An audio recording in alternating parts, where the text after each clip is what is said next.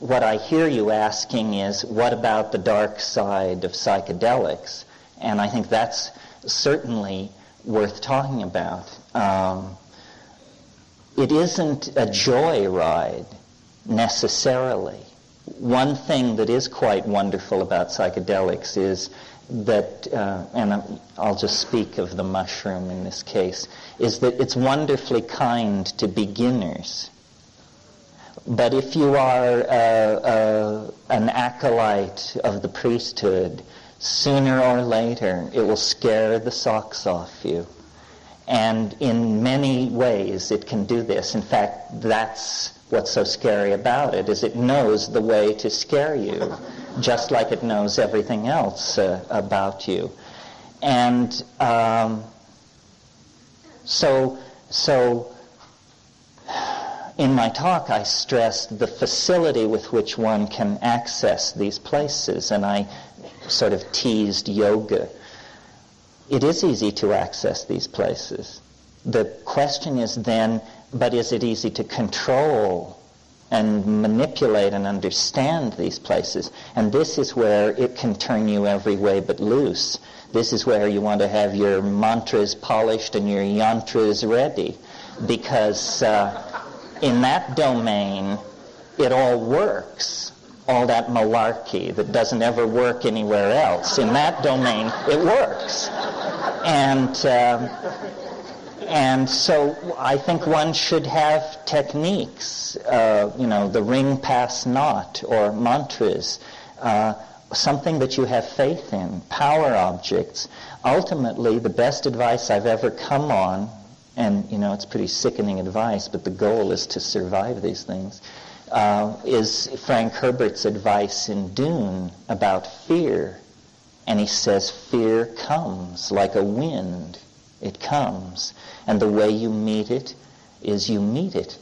And you wait, and it blows, and it blows, and it blows itself out. And then you're alone again. And that's what you have to do. And then in terms of practical instruction, there are ways to navigate through hard spots. Breath control, singing. Singing is wonderful. We tend to suffer silently. And if you get into a pressurized place on a psychedelic, I don't think it's a good idea to go to squeeze down and to meet it like that. I think it's much better to sing, to circulate huge volumes of oxygen through your body and just send your whole metabolism spiraling off in some other direction. Shamanism was defined by the foremost commentator on it, Merciliade, as the archaic techniques of ecstasy. Notice its techniques. And this is really important. This is not a religion or an ontology or a set of beliefs like Buddhism, Hinduism, Catholicism, you name it. It's a set of techniques. And the techniques deliver the experience.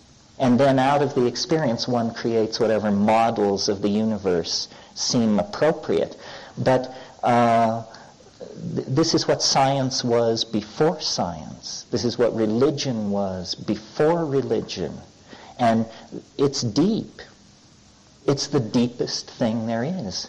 Our society, living in ignorance of this, is infantile and destructive and narcissistic and materialistic and the whole gamut, because we can't touch the gold in life.